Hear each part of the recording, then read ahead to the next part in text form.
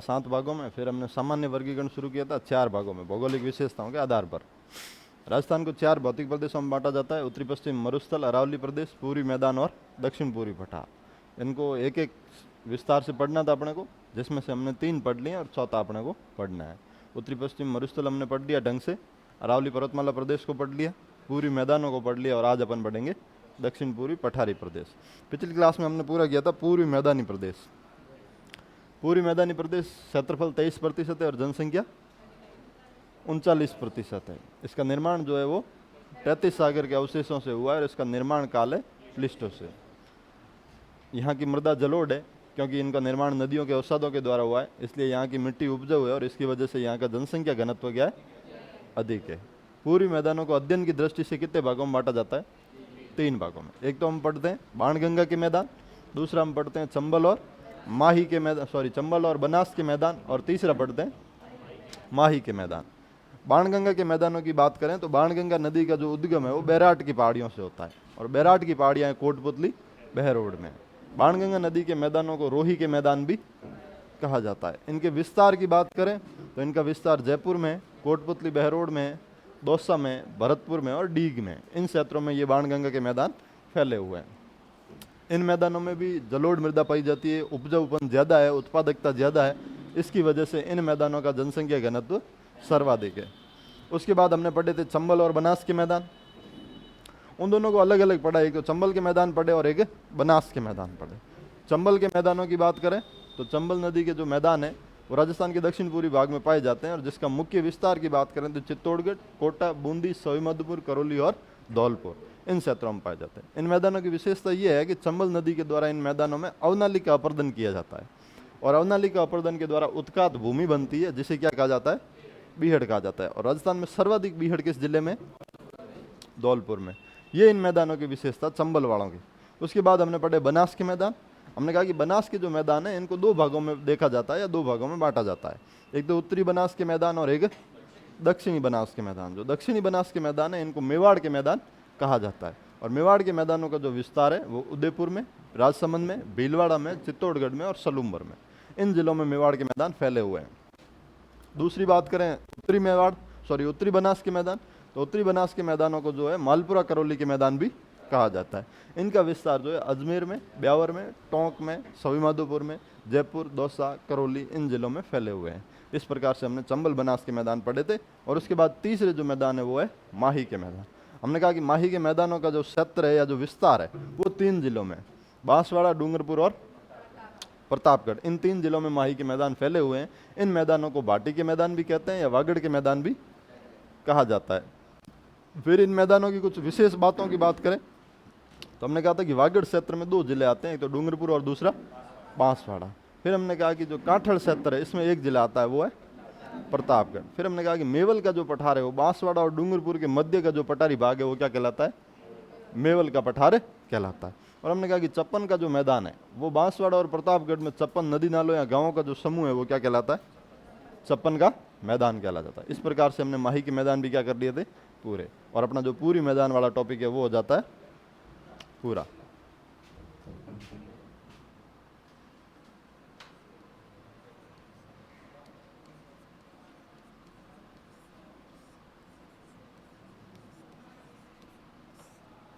अपना भौतिक प्रदेशों में चौथा और आखिरी है, उसका नाम क्या है? दक्षिण पूर्वी पठारी प्रदेश। अब अपने को ये देखना है इसका क्षेत्रफल कितना है? 7% है। इसकी जनसंख्या है 11%। उत्पत्ति की बात करें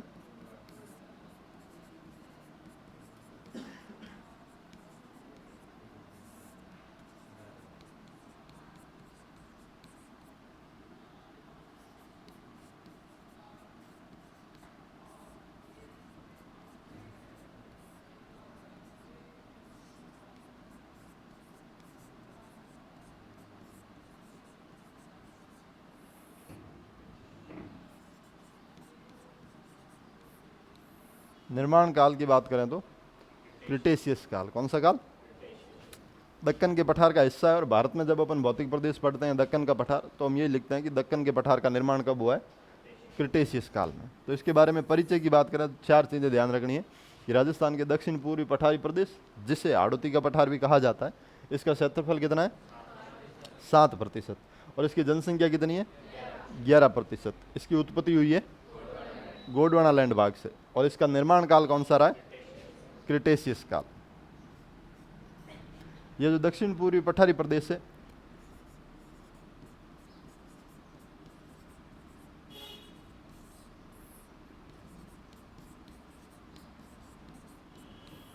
इसकी एक और विशेषता है कि ये ज्वालामुखी निर्मित है, क्योंकि भारत के दक्कन का पठार का भाग है ये। और दक्कन का पठार जो है वो बेसाल्ट ज्वालामुखी से बना हुआ है। इसलिए अपन कह सकते हैं कि दक्षिण पूर्वी जो पठारी प्रदेश है, इसकी विशेषता है कि ये किसके द्वारा निर्मित है?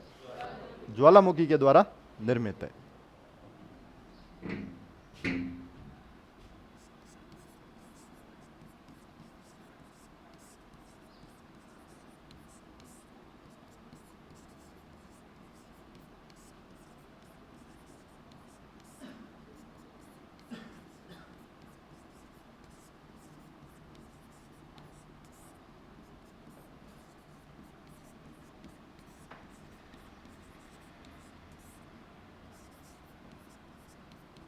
दक्षिण पूर्वी पठारी प्रदेश में मुख्य जो चट्टानें पाई जाती है वो पाई जाती है बालू पत्थर की, चूना पत्थर की, लाल पत्थर की और कोटा पत्थर की। ये चट्टानें मुख्य रूप से इस भौतिक प्रदेश में पाई जाती है, देखी जाती है। ये इसका बेसिक परिचय अपने को ध्यान में रखना है कि दक्षिण पूर्वी पठारी प्रदेश, जिसका क्षेत्रफल 7% है, जिसकी जनसंख्या 11% है, जिसकी उत्पत्ति गोंडवाना लैंड भाग से हुई है, जिसका निर्माण क्रिटेशियस काल में हुआ है। और ये भूभाग किसके द्वारा निर्मित है? ज्वालामुखी के द्वारा निर्मित है। और इस भूभाग में या इस क्षेत्र में जो मुख्य चट्टानें पाई जाती है वो बालू पत्थर, चूना पत्थर, लाल पत्थर और कोटा पत्थर, इन खनिजों की या इनकी जो मुख्य चट्टानें इस क्षेत्र में पाई जाती है। यहाँ तक कोई समस्या है क्या? दक्षिण पूर्वी पठारी प्रदेश है, इसको 2 भागों में बांटा जाता है। कितने भागों में? 2 भाग।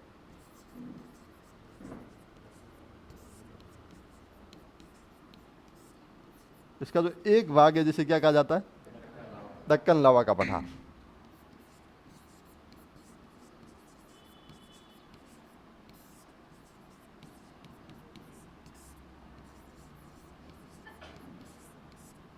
और दूसरा भाग है उसे क्या कहा जाता है? विंध्यन कगार भूमि। जो दक्कन का पठार, सॉरी, अपन जो हाड़ौती का पठार पढ़ रहे हैं या दक्षिण पूर्वी पठारी प्रदेश पढ़ रहे हैं, इसको कितने भागों में बांटा जाता है?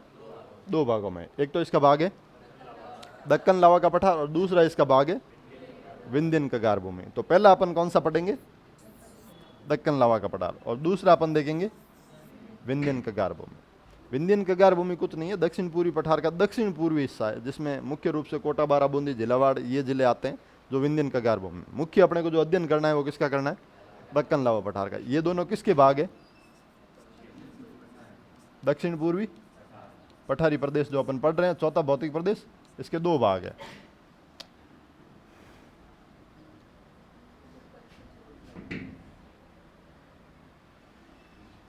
एक तो दक्कन लावा का पठार और दूसरा विंध्यन कगार भूमि। पहला जो अध्ययन अपन करेंगे वो करेंगे दक्कन लावा का पठार।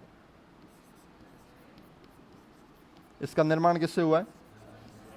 ज्वालामुखी निर्मित है। ये जो दक्कन लावा पठार है किसके द्वारा निर्मित है? ज्वालामुखी निर्मित है। इस दक्कन लावा पठार वाले क्षेत्र में अलग अलग शिलाकृतियां पाई जाती है, या अपन कहें अलग अलग भौतिक प्रदेश पाए जाते हैं, वो अपने को थोड़े से देखना है।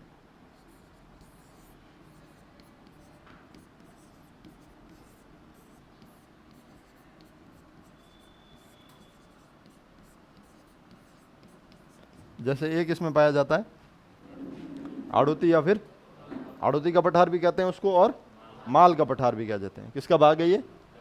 दक्कन लावा पठार के अंदर कुछ इस्लाह करते हैं वो अपने को पढ़नी है, जिसमें से पहली अपन पढ़ रहे हैं हाड़ौती या फिर माल का पठार। राजस्थान में ये जो हाड़ौती का पठार है ये मुख्य रूप से फैला हुआ है कोटा, बारा, बूंदी और झालावाड़।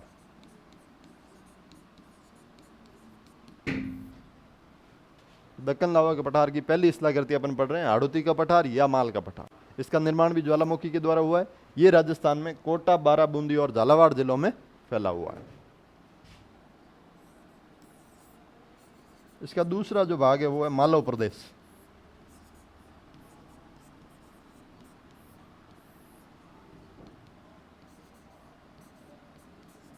प्रतापगढ़ और झालावाड़ का क्षेत्र इसमें शामिल है।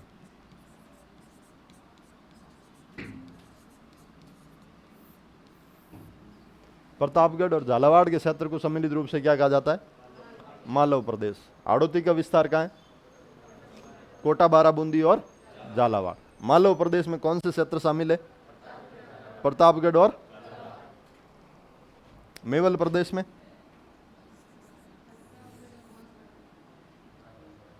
डूंगरपुर और बांसवाड़ा के मध्य का जो पठारी भाग है वो मेवल का पठार कहलाता है। मेवल का पठार अलग है और मालव प्रदेश अलग है।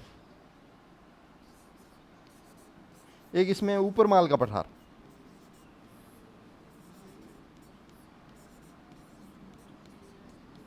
कौन सा पठार?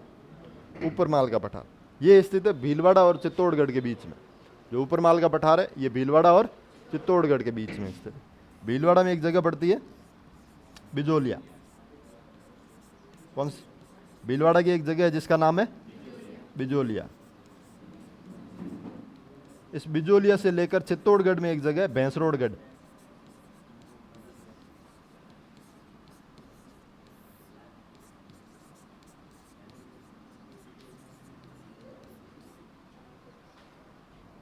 तो जो बिजोलिया है, इस बिजोलिया से लेकर भैंसरोडगढ़ के मध्य का जो पठारी भाग है वो क्या कहलाता है? ऊपर माल का पठार। किससे किसके बीच में का है ये? बिजोलिया से। बिजोलिया कहाँ स्थित है? भीलवाड़ा में। और भैंसरोडगढ़ कहाँ स्थित है? इन दोनों के मध्य का पठारी भाग क्या कहलाता है? ऊपर माल का पठार। और मालव प्रदेश में क्या क्या शामिल है? प्रतापगढ़ और झालावाड़। हाड़ौती या माल का पठार कहाँ विस्तारित है? कोटा, बाराबूंदी और झालावाड़।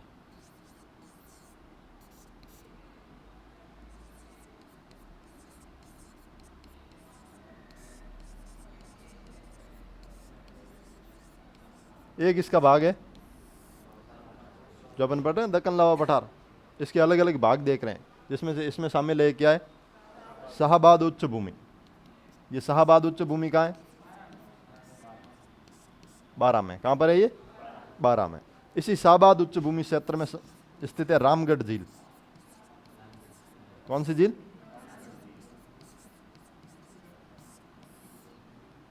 अपन दक्कन लावा पठार के अलग अलग भाग पढ़ रहे हैं, जिसमें से हमने एक तो देखा हाड़ौती का पठार जो कि कोटा, बाराबूंदी और झालावाड़ में फैला हुआ है। एक हमने देखा मालव प्रदेश जो कि प्रतापगढ़ और झालावाड़ में फैला हुआ है। एक हमने तीसरा जो देखा वो देखा ऊपर माल का पठार। भैंसरोडगढ़ और बिजोलिया के बीच का जो पठारी भाग है वो क्या कहलाता है? ऊपर माल का पठार। और इसी का भाग है एक शाहाबाद उच्च भूमि। ये शाहाबाद उच्च भूमि कहाँ है? 12 में। इसी शाहाबाद उच्च भूमि क्षेत्र में एक झील है जिसका नाम है रामगढ़ झील। ये रामगढ़ झील कैसी झील है? क्रेटर झील है। क्रेटर झील का मतलब निर्माण किससे हुआ है? ज्वालामुखी से। ये भारत की पहली जियो हेरिटेज साइट है।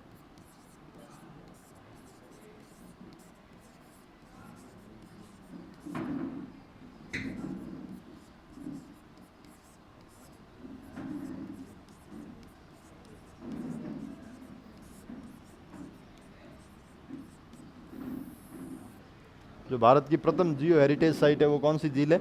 रामगढ़ क्रेटर। मतलब भौगोलिक दृष्टि से ये बहुत ही महत्वपूर्ण और काल के अनुसार, भूगोल में जितने भी काल है उनके अनुसार एक बहुत ही महत्वपूर्ण स्थला करती है। कौन सी? रामगढ़ झील। इसलिए विश्व के द्वारा जियो हेरिटेज साइट बनाई जाती है अलग अलग, जिसमें से भारत की जो पहली जियो हेरिटेज साइट है वो कौन सी है? रामगढ़ झील। ये कैसी झील है? एक क्रेटर झील है। कहाँ स्थित है ये? 12 में। कौन से भाग में स्थित है? शाहाबाद उच्च भूमि में। अभी पिछले कुछ एग्जामों में पूछा गया था कि शाहाबाद उच्च भूमि कहाँ स्थित है? 12 में।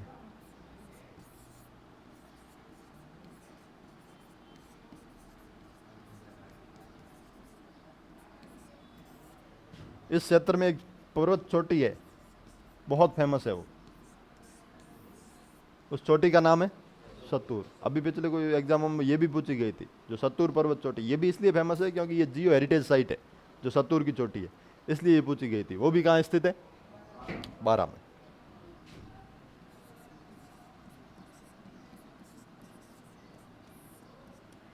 अगली जो आकृति अपने को पढ़नी है वो है अर्धचंद्राकार पहाड़ियां। कहाँ स्थित है ये हमने लिख रखी है। जो हमने अन्य पहाड़ियां लिखी थी हमने अलग अलग आकार की। हमने लिखा था गोलाकार पहाड़ियां बालोतरा में, जो सर्पिलाकार पहाड़ियां हैं वो नाग पहाड़ियां अजमेर में, और जो तस्तरीनुमा पहाड़ियां हैं वो उदयपुर में, और अर्धचंद्राकार पहाड़ियां कहाँ हैं?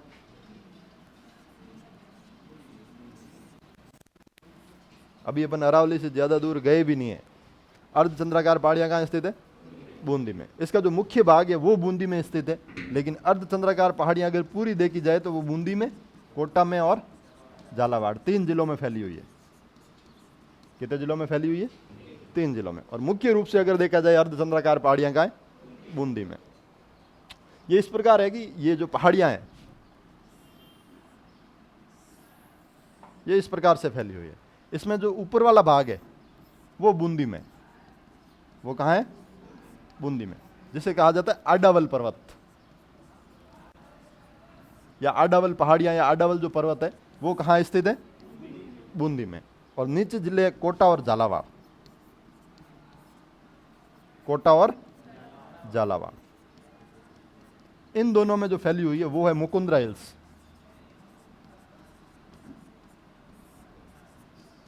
वो कौन सी है? तो आडावल पर्वत तो कहाँ स्थित है? बूंदी में। और मुकुंदरा हिल्स कहाँ स्थित है? कोटा और, इन सबको सम्मिलित रूप से क्या कहा जाता है? अर्धचंद्राकार पहाड़ियां।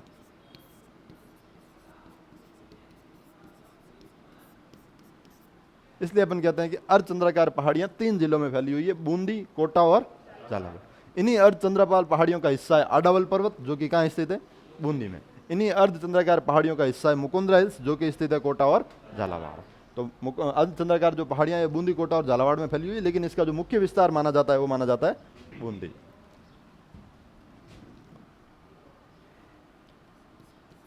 तो इस प्रकार हमने जो दक्कन लावा पठार की इस्लाह करते हैं वो लगभग पढ़ लिए। उसके बाद आता है विंध्यन, अपना दूसरा भाग।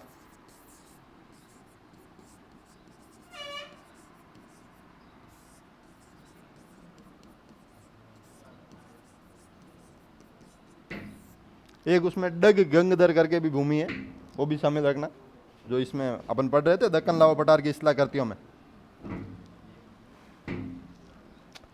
दक्षिण पूर्वी पठारी प्रदेश के मुख्य भाग तो 2 है, एक तो है दक्कन लावा का पठार और दूसरा है विंध्यन का। लेकिन इसके जो गौण भाग है या अपन कहें छोटे छोटे भाग है वो अपन पढ़ रहे हैं अलग अलग। समझ में आ रही है चीज? तो दक्षिण पूर्वी पठारी प्रदेश है, इसको मुख्य रूप से कितने भागों में बांटा? 2 भागों में। एक भाग है इसका दक्कन लावा का पठार, दूसरा भाग है इसका विंध्यन का। फिर अपन बात करें कि इस पठारी प्रदेश के जो छोटे छोटे गौण भाग है वो कितने हैं, तो वो अपन ये देख रहे हैं अलग अलग। और ये सब हिस्सा किसके हैं? दक्कन लावा पठार के। जिसमें हमने पहला कौन सा देखा? हाड़ौती का पठार। कहाँ स्थित है ये? कोटा, बारा, बूंदी और झालावाड़। दूसरा क्या देखा हमने? मालवा प्रदेश। कहाँ है ये? प्रतापगढ़। और तीसरा देखा हमने ऊपर माल का पठार, ये कहाँ स्थित है? बिजोलिया से भैंस रोड के मध्य जो पठारी भाग है वो ऊपर माल का पठार कहलाता है। चौथा देखा हमने, कहाँ स्थित है ये? यहाँ कौन सी पर्वत चोटी है? कौन सी झील है? कैसी है ये? ये भारत की पहली। उसके बाद अगला भाग देखा हमने, कहाँ स्थित है ये? बूंदी, कोटा और आडावल पर्वत कहाँ स्थित है? मुकुंदरा हिल्स कहाँ स्थित है? इन सब को सम्मिलित रूप से क्या कहते हैं? एक इसका भाग है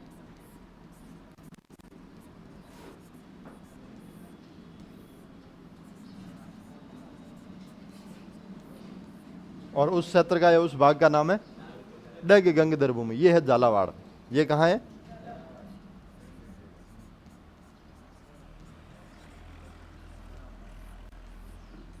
ये भी पिछले कुछ एग्जामों में आई थी कि डग गंगधर भूमि जो है वो किसका भाग है?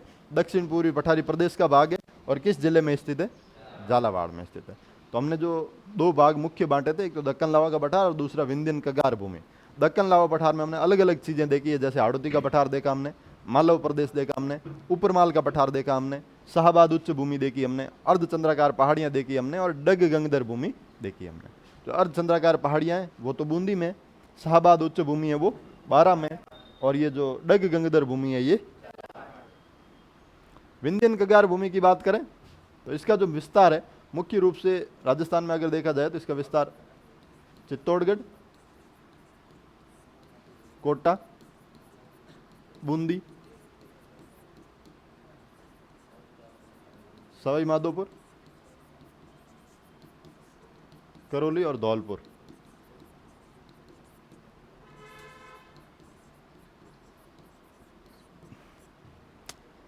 जो दक्षिण पूर्वी पठारी प्रदेश का दूसरा भाग है विंध्यन कगार भूमि, ये इसका जो विस्तार है या मुख्य रूप से जो फैली हुई है वो चंबल नदी के अपवास क्षेत्र में फैली हुई है। चंबल नदी जो राजस्थान में चित्तौड़गढ़ से प्रवेश करती है और फिर कोटा, बूंदी, सवाई माधोपुर, करौली होते हुए धौलपुर के बाद चली जाती है यमुना में, या अपन कहें उत्तर प्रदेश में, और इटावा में जाकर मिल जाती है यमुना में। तो चंबल नदी का अपवास क्षेत्र कह दो या विंध्यन कगार भूमि कह दो, एक ही बात है। यहाँ चंबल नदी से लेना देना कोई नहीं है। यहाँ विंध्यन कगार जो भूमि है वो राजस्थान में मुख्य रूप से चित्तौड़गढ़, कोटा, बूंदी, सवाई माधोपुर, करौली और धौलपुर इन जिलों में फैली हुई है, ये ध्यान रखना है। अब ये अपना दक्षिण पूर्वी पठार जो है वो पूरा हो जाता है, लेकिन इसमें एक चीज अपने को पढ़नी है जो कई परीक्षाओं में पूछी गई है।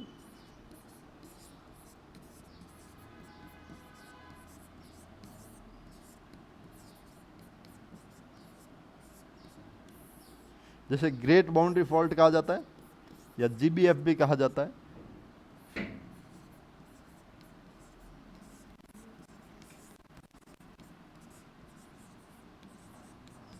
या हिंदी में कहा जाता है महान सीमा भ्रंश। ज्यादातर सवालों में लिखा है ग्रेट बाउंड्री फॉल्ट, या अपन शॉर्ट में कहेंगे जीबीएफ, और हिंदी में इसको कहा जाता है महान सीमा भ्रंश। भ्रंश का मतलब होता है दो पहाड़ी क्षेत्रों को अलग करने वाली जो घाटी है या जो भ्रंश है वो कहलाती है भ्रंश। ये जो कहाँ स्थित है? राजस्थान में। कहाँ स्थित है ये ग्रेट बाउंड्री फॉल्ट? कहाँ स्थित है? राजस्थान में। ये इंपॉर्टेंट इसलिए हो जाती है क्योंकि ये दो इस्लाकृतियों को अलग करती है। किस किस को अलग करती है? ये अरावली को अलग करती है हाड़ौती के पठार से, या अपन कहें दक्षिण पूर्वी पठार से।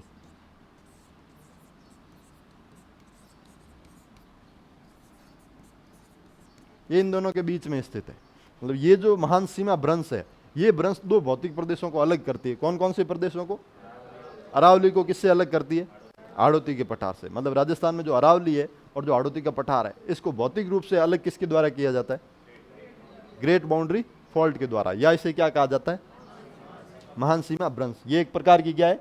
भ्रंश है। ये भ्रंश अरावली पर्वतमाला को हाड़ौती के पठार से क्या करती है?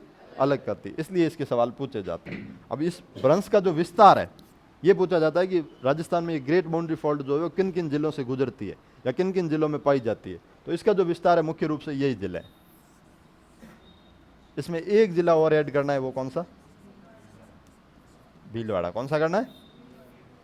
तो राजस्थान में जो ये महान सीमा भ्रंश है या ग्रेट बाउंड्री फॉल्ट है, ये चित्तौड़गढ़, भीलवाड़ा, कोटा, बूंदी, सवाई माधोपुर, करौली और धौलपुर इन जिलों से होकर गुजरती है। ये इस प्रकार फैली हुई है, चित्तौड़गढ़, भीलवाड़ा, कोटा, बूंदी, सवाई माधोपुर, करौली और धौलपुर। ये जो भ्रंश है, ऊपर वाली जो अरावली और नीचे वाला जो हाड़ौती का पठार है, इन दोनों को क्या करती है? अलग करती है। और इस भ्रंश को क्या कहा जाता है?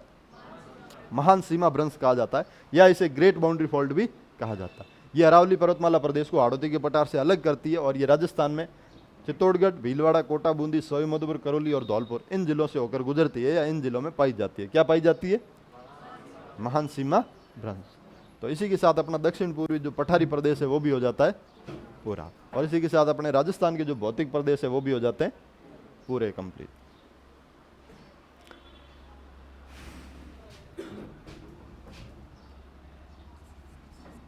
एक चीज अपन नहीं लिख पाए बीच में,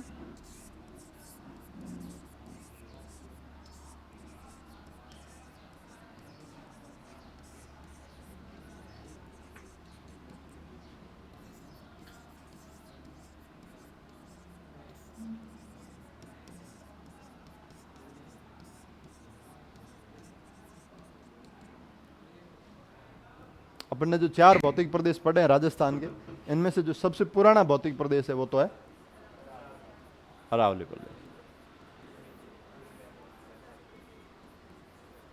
अरावली जब हमने लिखी वहां पर ये रह गया था, नहीं लिख पाए। हालांकि अपन ने ये बार बार बोला है कि अरावली विश्व की प्राचीनतम पर्वतमालाओं में से एक है। तो अपन ने राजस्थान में जो 4 भौतिक प्रदेश पढ़े हैं उनमें सबसे पुराना भौतिक प्रदेश जिसका निर्माण सबसे पहले हुआ था वो कौन सा है? अरावली। और सबसे जो नया भौतिक प्रदेश है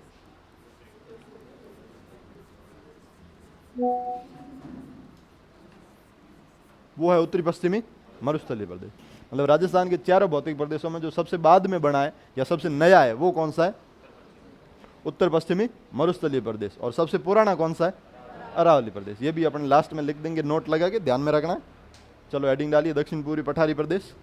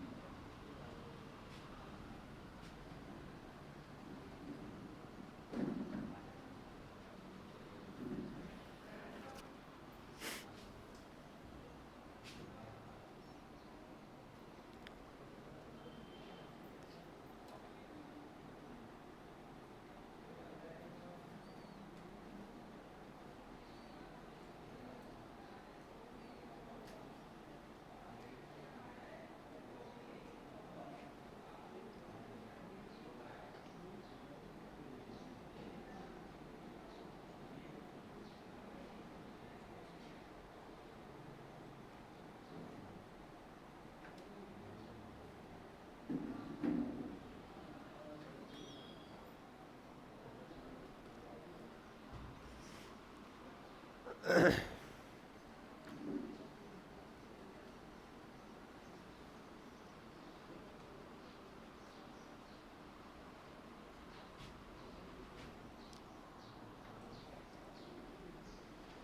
लिया ये?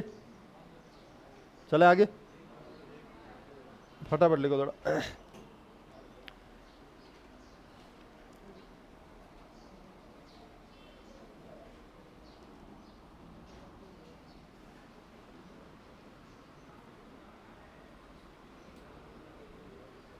चले आगे। फिर लिखना है दक्षिण पूर्वी पठारी प्रदेश को दो भागों में बांटा जाता है। दक्षिण पूर्वी पठारी प्रदेश को दो भागों में बांटा जाता है।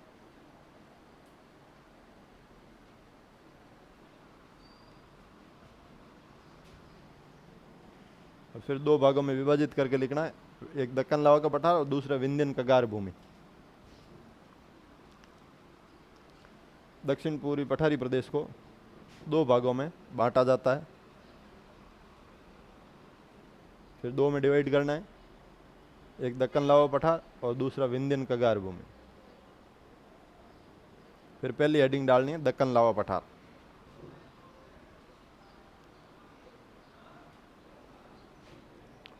फर्स्ट हेडिंग डालनी है दक्कन लावा पठार।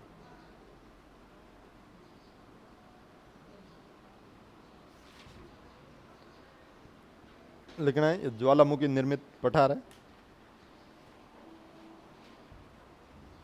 दक्कन लावा पठार में लिखना है यह ज्वालामुखी निर्मित पठार है।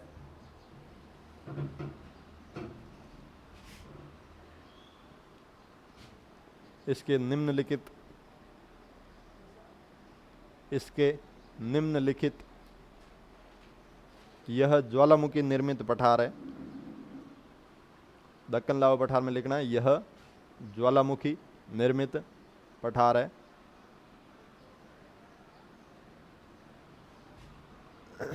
इसके निम्नलिखित गौण भाग है।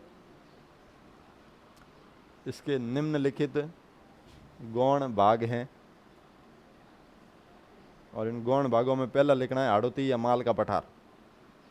इसके निम्नलिखित गौण भाग है जिसमें फर्स्ट लिखना है हाड़ौती या माल का पठार।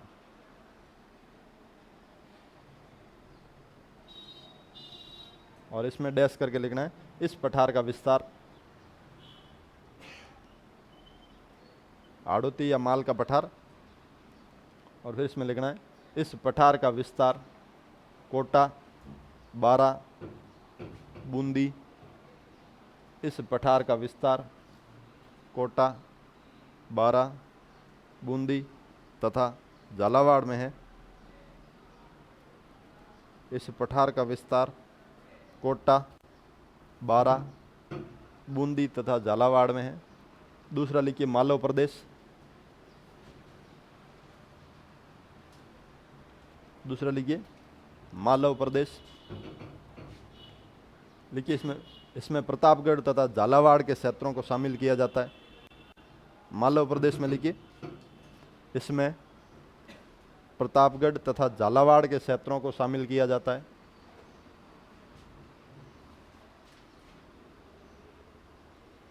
मालव प्रदेश में लिखिए इसमें प्रतापगढ़ तथा झालावाड़ के क्षेत्रों को शामिल किया जाता है। लिख लिया? तीसरा लिखिए ऊपर माल का पठार।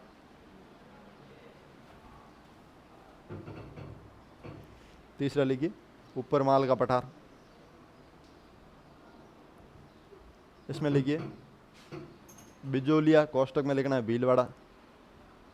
बिजोलिया से लेकर, बिजोलिया के कोष्टक में लिखना भीलवाड़ा। बिजोलिया से लेकर भैंसरोड़गढ़ और भैंसरोड़गढ़ के कोष्टक में लिखना है चित्तौड़गढ़। बिजोलिया से लेकर भैंसरोड़गढ़ तक का पठारी भाग या भैंसरोड़गढ़ के मध्य का पठारी भाग, बिजोलिया से भैंसरोड़गढ़ के मध्य का पठारी भाग ऊपर माल के पठार नाम से जाना जाता है।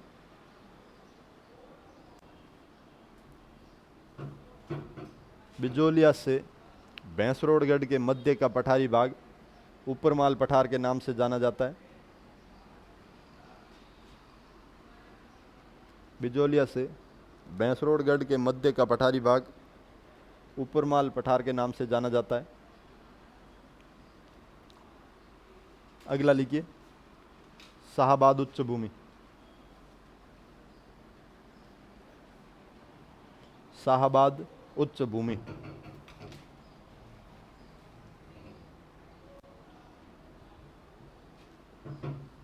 लिखिए, ये बारां में स्थित है। ये बारां में स्थित है। अगले लाइन में लिखिए इस क्षेत्र में घोड़े के नाल के आकार की, इस क्षेत्र में घोड़े के नाल के आकार की रामगढ़ पहाड़ियाँ स्थित है। इस क्षेत्र में घोड़े के नाल के आकार की रामगढ़ पहाड़ियाँ स्थित हैं, जहाँ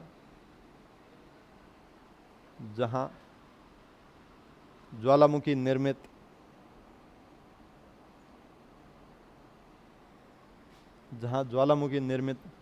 रामगढ़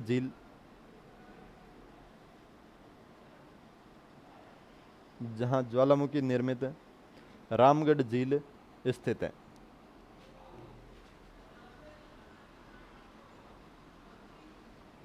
अगले लाइन में लिखिए यह क्रेटर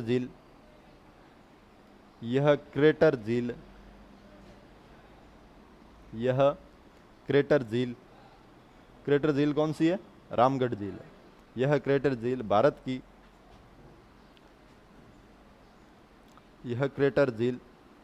भारत की प्रथम जियो हेरिटेज साइट है। यह क्रेटर झील भारत की प्रथम जियो हेरिटेज साइट है। अगले लाइन में लिखना है इसी क्षेत्र में सत्तूर पर्वत चोटी स्थित है। जो शाहबाद उच्च भूमि वाला क्षेत्र अपन लिख रहे हैं, इसमें लिखना है इसी क्षेत्र में सत्तूर पर्वत चोटी भी स्थित है।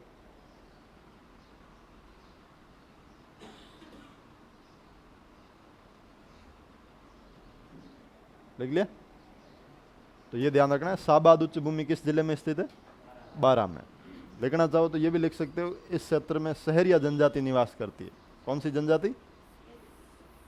ये जो शाहबाद उच्च भूमि क्षेत्र है, इसमें एक लाइन में चाहे ये भी लिख लो कि इस क्षेत्र में कौन सी जनजाति निवास करती है? सहरिया। इस क्षेत्र में सहरिया जनजाति निवास करती है। शाहबाद उच्च भूमि थोड़ी सी इंपॉर्टेंट है, ध्यान रखना। बारां में स्थित है। यहाँ पर रामगढ़ जो पहाड़ियाँ हैं घोड़े के नाल वाली हमने पढ़ी है, वो इसी भाग में स्थित है। और इसी क्षेत्र में स्थित है एक झील जिसका नाम है रामगढ़ झील। इसका निर्माण ज्वालामुखी के द्वारा हुआ है, इसलिए ये किसका उदाहरण है? क्रेटर झील का। हालांकि कुछ मत जो है वो इस झील के बारे में ये कहते हैं कि ये कैसी झील है? कैसी झील है ये? उल्का झील है।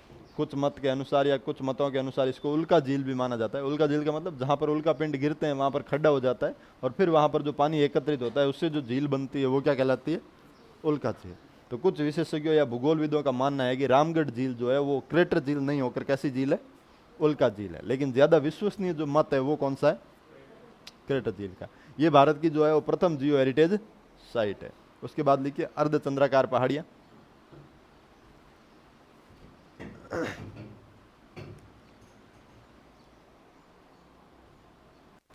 लिखिए अर्धचंद्राकार पहाड़ियाँ। इसमें लिखिए यह बूंदी, कोटा तथा झालावाड़ में फैली हुई है।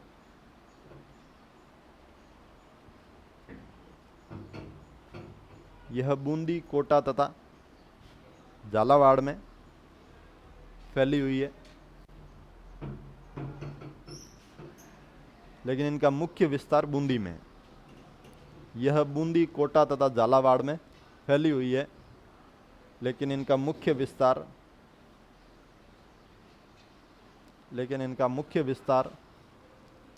बूंदी में है। अगली लाइन में लिखिए, इन पहाड़ियों के दो भाग हैं। इन पहाड़ियों के दो भाग हैं। इन पहाड़ियों के दो भाग हैं। फर्स्ट लिखिए आडावल पर्वत। फर्स्ट आडावल पर्वत, उसके आगे डैश करके लिखना है बूंदी। इन पहाड़ियों के दो भाग हैं, आडावल पर्वत, बूंदी। और दूसरा लिखना है मुकुंदरा हिल्स। मुकुंदरा हिल्स, कोटा और झालावाड़। इन पहाड़ियों के दो भाग हैं, आडावल पर्वत, बूंदी, और मुकुंदरा हिल्स, कोटा और झालावाड़। फिर लिखिए डग गंगधर भूमि। अगला भाग लिखिए डग गंगधर भूमि।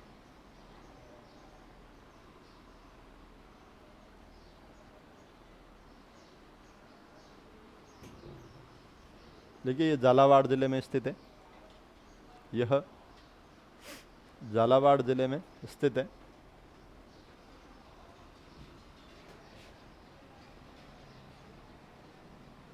लिख लिए। उसके बाद दूसरी हेडिंग डालिए विंध्यन कगार भूमि। ये अपन दक्कन लाओ पठार पढ़ रहे थे, पहला जो भाग था।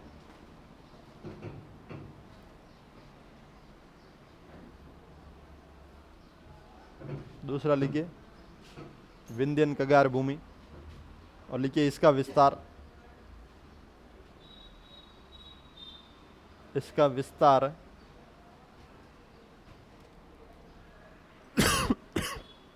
बोर्ड पे लिखे हुए हैं जिले। विंध्यन कगार भूमि का विस्तार चित्तौड़गढ़, कोटा, बूंदी, सवाई माधोपुर, करौली और धौलपुर।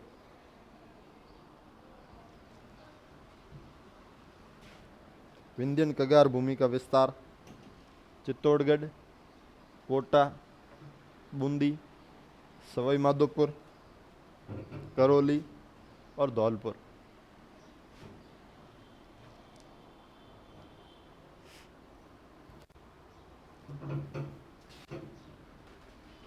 लिख लिया ये। उसके बाद एक अलग से हेडिंग डालिए great boundary fault.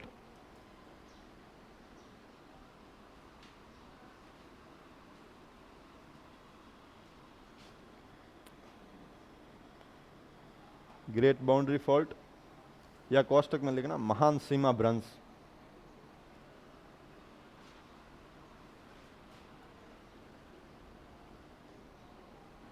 Great boundary fault या महान सीमा भ्रंश।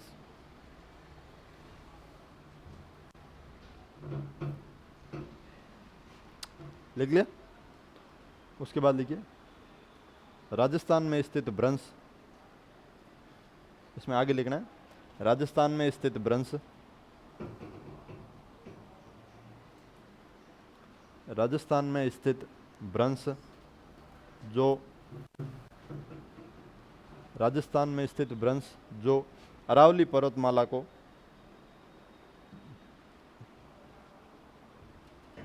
राजस्थान में स्थित भ्रंश जो अरावली पर्वतमाला को हाड़ौती के पठार से जो अरावली पर्वतमाला को हाड़ौती के पठार से अलग करती है। राजस्थान में स्थित भ्रंश जो अरावली पर्वतमाला को हाड़ौती के पठार से अलग करती है। आप लोग तो 8 बजे जाओ, टॉपिक तो पूरा है। हाँ, नहीं हरू करना होता थे आओ तो आवा। लिख लिया ये महान सीमा भ्रंश राजस्थान में स्थित भ्रंश जो अरावली पर्वतमाला को हाड़ौती के पठार से अलग करती है। अगले लाइन में लिखिए यह भ्रंश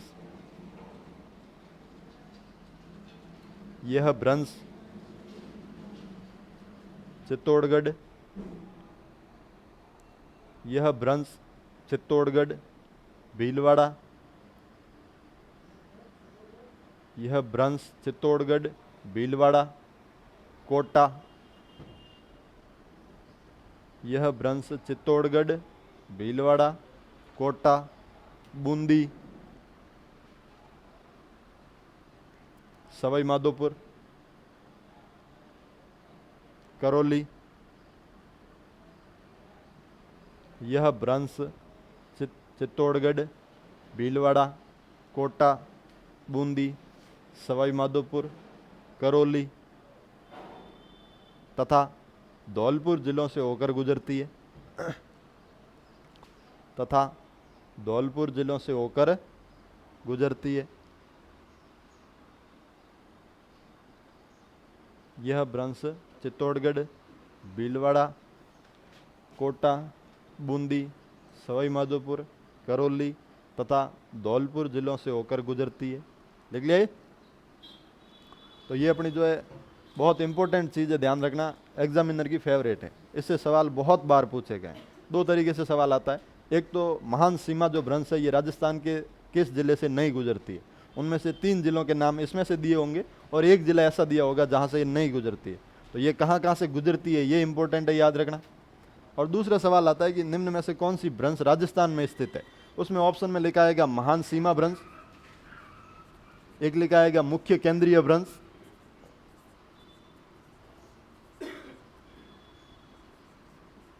एक लिखा आएगा मुख्य सीमांत भ्रंश, एक लिखा आएगा महान सीमा भ्रंश, एक लिखा आएगा हिमालय सम्मुख भ्रंश। तो उसमें से अपना सही उत्तर क्या होगा? महान सीमा भ्रंश। ये दोनों हिमालय में है, ये दोनों का है हिमालय में। तो एक तो सवाल ऐसे आता है कि निम्न में से कौन सी भ्रंश राजस्थान में स्थित है, और उनमें से 3, एक ऑप्शन ये होगा और 3 हिमालय वाली भ्रंश दे रखी होगी। तो अपने को सही करना है महान सीमा भ्रंश। हिंदी में थोड़ा सा याद करना टिपिकल है, इसलिए अपन याद किससे रखेंगे? अंग्रेजी से। ग्रेट बाउंड्री फॉल्ट इजीली याद रहेगा। ग्रेट का मतलब महान हो जाता है, बाउंड्री का मतलब सीमा हो जाता है, और फॉल्ट का मतलब भ्रंश हो जाता है। तो हिंदी में याद रखने में अपने को कठिनाई होती है क्योंकि नाम एक जैसे रहेंगे, महान सीमा भ्रंश, मुख्य सीमा भ्रंश, मुख्य केंद्रीय भ्रंश, इसलिए अपन कंफ्यूज हो जाते हैं। तो अपने को ध्यान रखना है राजस्थान से जीबीएफ निकलती है। क्या निकलती है? जीबीएफ, ग्रेट बाउंड्री फॉल्ट जिसे कहते हैं। और फिर हिंदी में अपन कर लेंगे कि महान सीमा भ्रंश। तो दो तरीके से सवाल आता है, एक तो निम्न में से कौन सी भ्रंश राजस्थान में स्थित है, ये सवाल भी कई बार पूछा गया है। दूसरा ये सवाल तो सैकड़ों बार पूछा गया है कि महान सीमा जो भ्रंश है वो राजस्थान के किस जिले से नहीं गुजरती है। उसमें से जो गुजरने वाले जिले हैं 3 तो ऑप्शन में वो होंगे और एक वो होगा जो इसमें से नहीं गुजरती है। तो ये अपनी कौन सी हो गई? महान सीमा भ्रंश। लास्ट टॉपिक छोटा सा अलग से ध्यान रखना, ये अरावली पर्वतमाला और हाड़ौती के पठार को क्या करती है? अलग करती है। तो इसी के साथ अपना जो दक्षिण पूर्वी पठारी प्रदेश है वो भी क्या हो जाता है? पूरा। और राजस्थान के जो भौतिक प्रदेश है वो भी हो जाते हैं पूरे। अब अपना जो सबसे बड़ा टॉपिक था राजस्थान जियोग्राफी का वो हमने कंप्लीट कर लिया। ये कहीं नोट लगा के लिख लेना, अगर आपने लिख लिया तो अच्छी बात है, नहीं तो कहीं भी नोट डाल के लिख लेना कि राजस्थान का सबसे प्राचीनतम भौतिक प्रदेश कौन सा है? अरावली। और राजस्थान का नवीनतम भौतिक प्रदेश कौन सा है? उत्तरी पश्चिमी मरुस्थलीय प्रदेश। ये सवाल भी पूछे गए हैं कुछ एग्जामों में।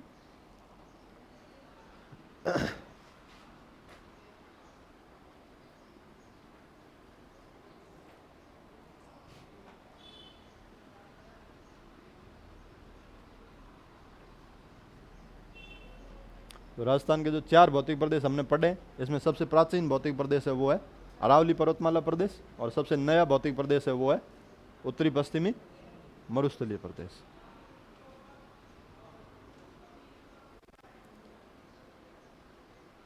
लिख लिया?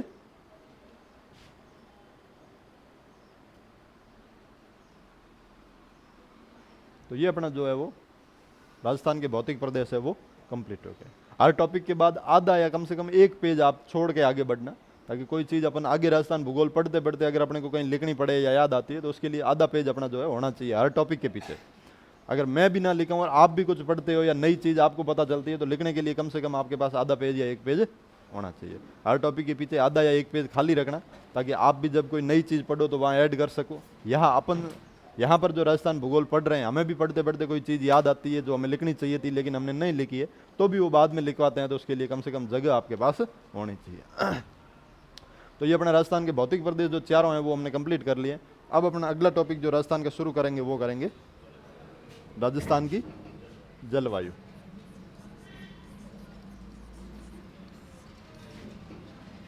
सर बैठा है? ग्यारह बैठा है? ठीक है, फिर ये देखते हैं कल।